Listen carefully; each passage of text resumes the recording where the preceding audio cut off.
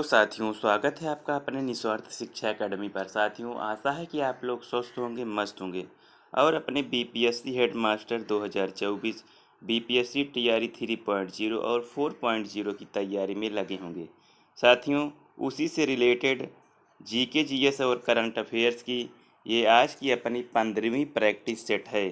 साथियों, आपको बताते हैं, बार बार आपको बता रहा हूँ कि ये ऐसे प्रश्न हैं जो बीपीएससी परीक्षा के पैटर्न पे आपसे जो है ये प्रैक्टिस सेट करवा रहा हूँ। तो चलिए साथियों, देखते हैं हमारा पहला प्रश्न क्या है। साथियों, हमारा पहला प्रश्न है, भारत का सबसे लंबा राष्ट्रीय राजमार्ग कौन है। साथियों, यहाँ पे बताना है कि जो भारत का सबसे लंबा राष्ट्रीय महामार्ग है वो कौन सा है। तो यहाँ पे आपको बता दें, यहाँ पे हमारा राइट आंसर हो जाएगा ऑप्शन बी, NH 44। साथियों, नेशनल हाईवे नेशनल हाईवे 44 की बात करें तो ये जो है इन विकल्पों में जो है सबसे बड़ा राष्ट्रीय हाईवे है। साथियों, इसकी बात करें, NH 44 की बात करें तो ये जम्मू के श्रीनगर से जो है कन्याकुमारी तक जो है इसका विस्तार है। साथियों, आपसे पूछा जा सकता है कि देश का सबसे बड़ा राष्ट्रीय महामार्ग जो NH 44 है वो कहाँ से कहाँ तक है। तो यहाँ पे आपको बताना है जम्मू के श्रीनगर से कन्याकुमारी तक इसका विस्तार है। तो यहाँ पे हमारा राइट आंसर ऑप्शन बी हो जाएगा, NH 44। अपना अगला प्रश्न देखते हैं।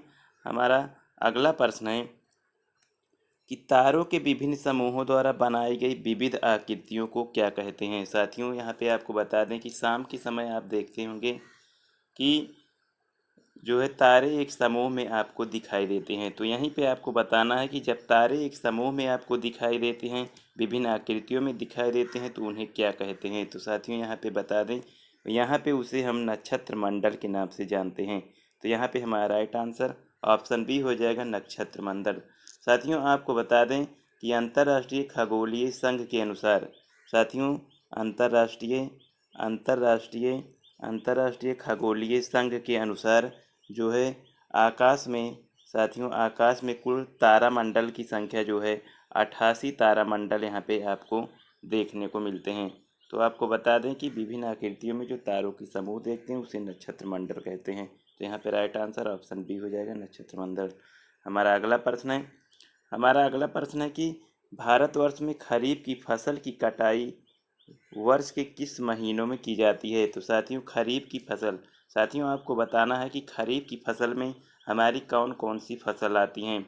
तो आपका बता दें कि खरीफ की फसल जो है जिसकी जिसकी बुआई जो है ये जून और जुलाई महीने में की जाती है। साथियों, खरीफ की फसल की जो बुआई है वो जून और जुलाई के महीने में की जाती है और इसकी कटाई साथियों सितंबर, अक्टूबर या अक्टूबर नवंबर में इसकी कटाई की जाती है। तो यहाँ पे हमारा राइट आंसर ऑप्शन सी हो जाएगा, सितंबर अक्टूबर। साथियों, अगर यहाँ पे अक्टूबर नवंबर दिया रहता तो हमारा विकल्प अक्टूबर नवंबर सही हो जाता। तो यहाँ पे सितंबर अक्टूबर दिया है तो इसलिए हमारा राइट आंसर ऑप्शन सी हो जाएगा, सितंबर से अक्टूबर। अगला प्रश्न देखते हैं। अगला प्रश्न है कि निम्नलिखित में से कौन सा राज्य सूरजमुखी की खेती में अग्रणी है। साथियों, भारत में जो सूरजमुखी की खेती होती है उसमें सबसे अग्रणी राज्य कौन सा है। तो यहाँ पे हमारा राइट आंसर हो जाएगा ऑप्शन सी, कर्नाटक राज्य। कर्नाटक राज्य जो है सूरजमुखी की खेती में सबसे अग्रणी राज्य है। साथियों, इसके 3 राज्यों की बात करें तो सूरजमुखी के अग्रणी 3 राज्यों में पहला कर्नाटक है। साथियों, पहला कर्नाटक है, दूसरा दूसरे की बात करें तो दूसरा तेलंगाना है और तीसरा उड़ीसा है। तो यहाँ पे जो है अगर इन तीनों में पूछता है तो विकल्प तीनों क्रम वाइज हो जाएंगे, कर्नाटक, तेलंगाना और उड़ीसा। और विकल्प के अनुसार बात करें तो यहाँ पे सूरजमुखी की जो अग्रणी राज्य है वो है कर्नाटक राज्य। ऑप्शन सी राइट आंसर हो जाएगा। अगला प्रश्न देखते हैं। अगला प्रश्न है साथियों, यहाँ पे बताना है कि कौन सा राज्य जो है सौर ऊर्जा उत्पादन में अग्रणी है। साथियों, अपने भारत देश में सौर ऊर्जा उत्पादन में सबसे अग्रणी राज्य की बात करें तो ये है हमारा राजस्थान। तो यहाँ पे हमारा राइट आंसर ऑप्शन बी हो जाएगा, राजस्थान राज्य, जो कि सौर ऊर्जा उत्पादन में सबसे अग्रणी राज्य है। अगला प्रश्न देखते हैं। साथियों, अगला प्रश्न कह रहा है कि चेंचूस चेंचूस अनुसूचित जनजाति भारत के किस राज्य से संबंधित है। साथियों यहाँ पे बताना है कि चेंचूस जो जनजाति है, जो शेड्यूल ट्राइब है, वो कहाँ की जनजाति है। तो यहाँ पे आपको बता दें, यहाँ पे हमारा राइट आंसर ऑप्शन बी हो जाएगा, तेलंगाना। तेलंगाना राज्य की जो है ये चेंसू जनजाति है। साथियों तेलंगाना के अलावा बात करें तो चेंसी जनजाति जो है कर्नाटक और आंध्र प्रदेश में भी इनकी जो है संख्या पाई जाती है। तो ये तेलंगाना के साथ चेंचू जनजाति कर्नाटक और आंध्र प्रदेश राज्य में भी पाए जाते हैं। तो चेंसू जनजाति भारत के किस राज्य से संबंधित है, तो बात करें ऑप्शन बी तेलंगाना राज्य से। अगला प्रश्न है भारत का अधिकतम गेहूं उत्पादक राज्य है। साथियों यहाँ पे बताना है कि भारत का अधिकतम गेहूं उत्पादक राज्य कौन सा है। तो यहाँ पे जो गेहूं का उत्पादक सर्वाधिक होता है ये अपना जो है उत्तर प्रदेश यहाँ पे राइट आंसर हो जाएगा। साथियों उम्मीदों का प्रदेश उत्तर प्रदेश। साथियों अगर बात करें 2021 से 22 उत्पादन की बात करें तो 33.95 मिलियन का है उत्पादन हुआ था, जो कि भारत में सर्वाधिक है। इसलिए उत्तर प्रदेश जो है भारत में गेहूं उत्पादन का सबसे अग्रणी राज्य है। तो राइट आंसर ऑप्शन बी हो जाएगा। अगला प्रश्न देखते हैं। अगला प्रश्न है भारत के किस राज्य में सबसे अधिक सूती मिलें हैं। साथियों यहाँ पे बताना है कि भारत के किस राज्य में सबसे अधिक सूती मिलें हैं। तो आपको बता दें कि भारत के सबसे अधिक सूती मिलें की बात करें तो यहाँ पे हमारा राइट आंसर हो जाएगा ऑप्शन बी महाराष्ट्र राज्य में जो है सर्वाधिक सूती मिलें स्थापित की गई हैं। तो राइट आंसर ऑप्शन बी हो जाएगा। हमारा अगला प्रश्न कह रहा है कि निम्नलिखित में से कौन जैव अपघटनीय प्रदूषक है। साथियों इन चारों विकल्प में बताना है कि कौन से जैव प्रदूषक हैं जो अपघटित हो जाते हैं, जिनका विघटन सूक्ष्म जीवों के द्वारा जो है किया जाता है। तो आपको बता दें यहाँ पे हमारा राइट आंसर हो जाएगा ऑप्शन है सीवेज। साथियों सीवेज की बात करें जिसमें गंदा पानी बहता है, जिसमें गंदा पानी कूड़ा कचरा घर का कचरा बहता है, वो सीवेज के माध्यम से बहता है। तो यहाँ पे सीवेज जो है ये अपघटनीय प्रदूषक है। तो यहाँ पे राइट आंसर ऑप्शन ए हो जाएगा सीवेज। अगले प्रश्न की बात करें तो अगला प्रश्न है कि अधूरे प्रज्वलन के कारण मोटर कार एवं सिगरेट से निकलने वाली रंगहीन गैस है। साथियों यहाँ पे बताना है कि जो अधूरे प्रज्वलन अर्थात जो मोटरसाइकिलों या मोटर कारों से जो धुआं निकलता है और जो सिगरेट से निकलने वाला धुआं है या रंगहीन गैस है, वो कौन सी गैस होती है। तो आपको बता दें वो यहाँ पे कार्बन मोनोऑक्साइड हो जाती है। साथियों यहाँ पे राइट आंसर ऑप्शन सी हो जाएगा कार्बन मोनोऑक्साइड। साथियों कार्बन मोनोऑक्साइड की बात करें तो ये हमारे हीमोग्लोबिन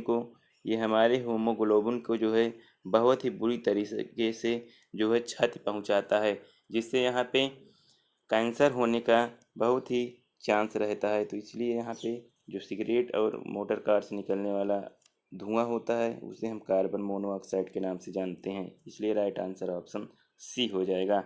अगले प्रश्न की ओर बढ़ते हैं और अगला प्रश्न देखते हैं। हमारा अगला प्रश्न है कि निम्नलिखित नहर प्रणालियों में किससे बिहार के क्षेत्र में सिंचाई की जाती है। साथियों यहाँ पे बताना है कि अपने बिहार राज्य में किस नहर प्रणाली से जो है बिहार क्षेत्र में सिंचाई की जाती है। तो यहाँ पे आपको बता दें यहाँ पे हमारा राइट आंसर हो जाएगा ऑप्शन बी त्रिवेणी नहर के माध्यम से बिहार के जो गंडक जो है त्रिवेणी नहर में गंडक नदी से यहाँ पे पानी इसमें लिया जाता है। और यह बात करें तो जो त्रिवेणी नहर है ये जो है पश्चिमी चंपारण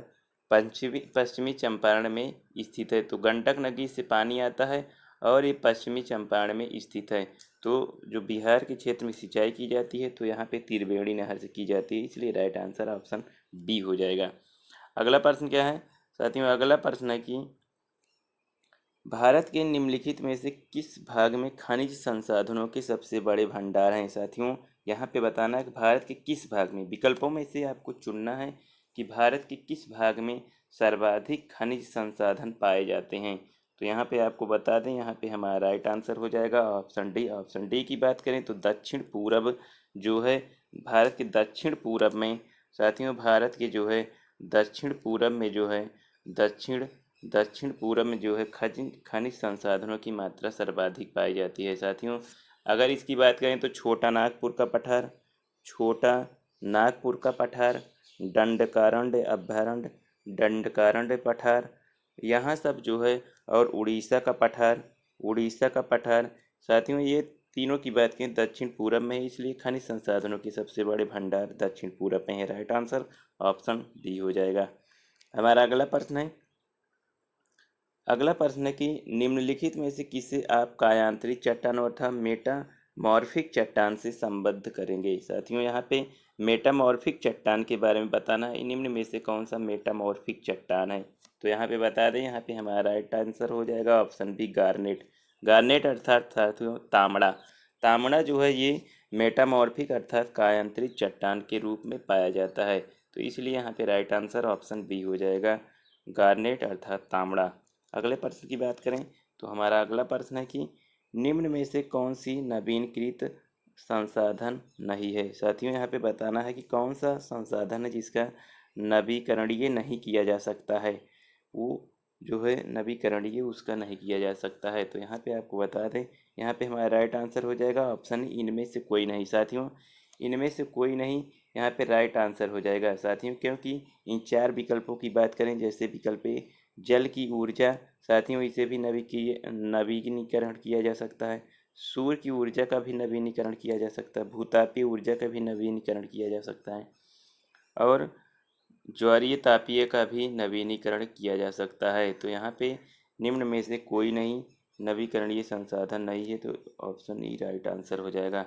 हमारा अगला और लास्ट प्रश्न है, कह रहा है कि समान वर्षा वाले स्थानों को मिलाने वाली समरेखाओं को डैश डैश कहते हैं। तो यहाँ पे जो समान वर्षा वाले स्थानों को मिलाती है उसे हम किस नाम से जानते हैं, तो यहाँ पे आपको बता दें, यहाँ पे हमारा राइट आंसर हो जाएगा ऑप्शन ए आइसोहाइट। साथियों, आइसोहाइट साथियों बताते हैं कि समान वर्षा वाले स्थानों को मिलाने वाली रेखा, समान वर्षा वाले जो स्थानों को मिलाने वाली रेखा है उसे हम आइसोहाइट कहते हैं।